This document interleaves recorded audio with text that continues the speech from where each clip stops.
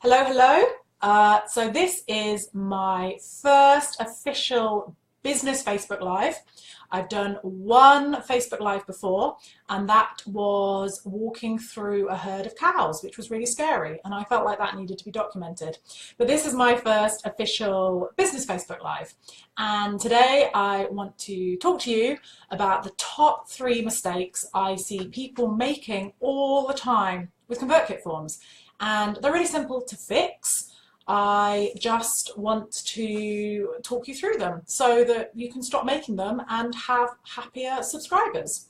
So if you're watching, please pop in the chat somewhere to tell me. I'd love to know that you're here so I can say hello. And then I will give it a moment or two and I will make a start. I can see some people. Hello, hello. Hey Jessica, I'm so excited you're going to be joining us for ConvertKit Rockstars. My wife is here, that's always good that I've got that support. Hey Michelle from Seattle. Oh, time zones are so cool, like the internet is so cool. And that's really weird to say as someone whose entire business is on the internet, but I love the internet, it's great. So I'm going to give it another minute or two to let anyone else come and join us, and then I'm going to jump into the top 3 mistakes that I see people making with ConvertKit Forms. I'm expecting this Facebook Live to be 5-10 minutes long, and then I want to share something really exciting that I am launching right now, which you may or may not be interested in. It's fine either way. I just want to tell you about that as well. So I'm going to give it another moment or two. Apparently you need to talk on Facebook Lives for like 20 minutes or something, and I do not have 20 minutes to share with you today because I'm breaking all the rules and breaking up these 4 things I want to share on Facebook Lives onto 4 separate days. But there we go. I want to break the rules. Okay, so I'm going to make a start. So the first thing that I see people doing wrong with ConvertKit Forms all the time is what they put in the success message or on the thank you page. Now, the default setting in ConvertKit is a success message that asks them to go and check their email to confirm their subscription to your list. And this works some of the time. But if you have turned off your incentive email, or you're using a single opt-in, or you're using a single opt-in and giving them a free thing, quite often what people tell people to do in the success message or the thank you page does not in any way correlate to what's actually going to happen. So the first mistake people make is that they don't put the relevant information in the success message or the thank you page. You want to make sure that the success message or the thank you page says exactly 1, what's going to happen next, and 2, what they need to do next. So go and check your email to confirm your subscription. Go and check your email to confirm your subscription and get my freebie. Go and check your email where you'll get the freebie. If you're not doing anything, which I don't recommend, then just be like, thanks for signing up. But it's really important to make sure that your thank you page or success message is super clear about what's going to happen next and what they need to do next. Otherwise, you open yourself up to having lots of unconfirmed subscribers, which is not good because there's no official way that you can recontact those and get those people back onto your list. So that's number 1. On the topic of double opt-ins, single opt-ins, I'm not going to get into that today, but incentive emails. People do really weird things with their incentive emails. And I understand why this is, but it's not helping your subscribers.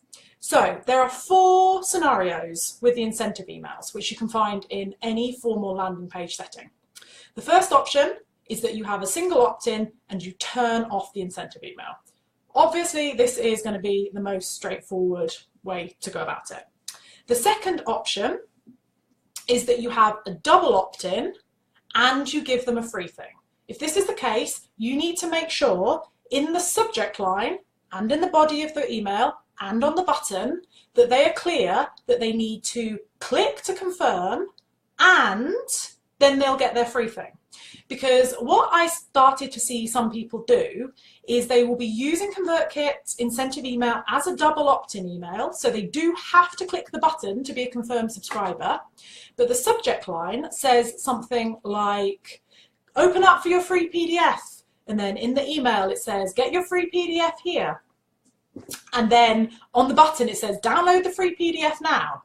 And what I've started to notice with some of my clients is that people may not have signed up to get your PDF, they may just want to be on your list, or they're really busy. And what they have a tendency to do is like star the email or flag the email and be like, I will look at this free PDF when I have some more time. And what they don't do is click on the confirmation button. And they don't realize that they're not yet on your list because they haven't yet clicked the confirmation button. So always make sure that it's clear in the subject line and in the body of the email exactly what they need to do and what's happening.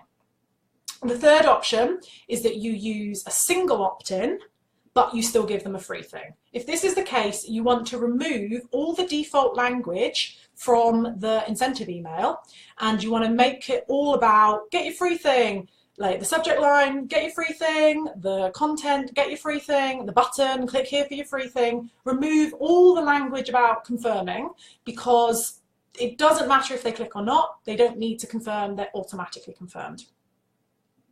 And the fourth option is that you're using the incentive email as a double opt-in email. All it does is getting them to confirm their email address. You're not giving them a free thing, you're not adding extra data.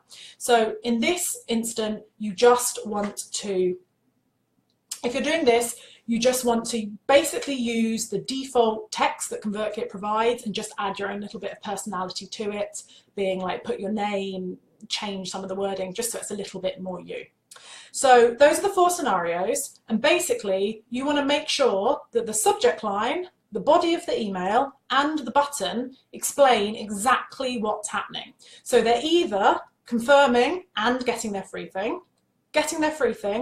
or just confirming, and just make it really clear exactly what's happening, because otherwise you run the risk of having confused people, unconfirmed subscribers, and just a little bit of a muddle. So that's my second mistake that I see people making quite a lot, and again, it's really easy to fix. You just need to make sure it's super clear all the time exactly what's happening. And the third mistake I see people making quite a lot with ConvertKit is that they use the minimal form style. Now, there are three styles of forms in ConvertKit. There's the naked form, there's the full form, and then there's the minimal form. And the minimal form does not collect first name. It only collects the email address. Now, some people I see have a mixture of subscribers with first names and without first names. They just have their email addresses. I really recommend that from this point forward, where possible, you collect the first name. And the really cool thing about ConvertKit is that in any email editor, so that's either sequences or broadcasts, you can use what's called personalization with fallback, which means that it will say, if they've got their first name, hello first name. If you don't have their first name, hello, hey, hey there, whatever else.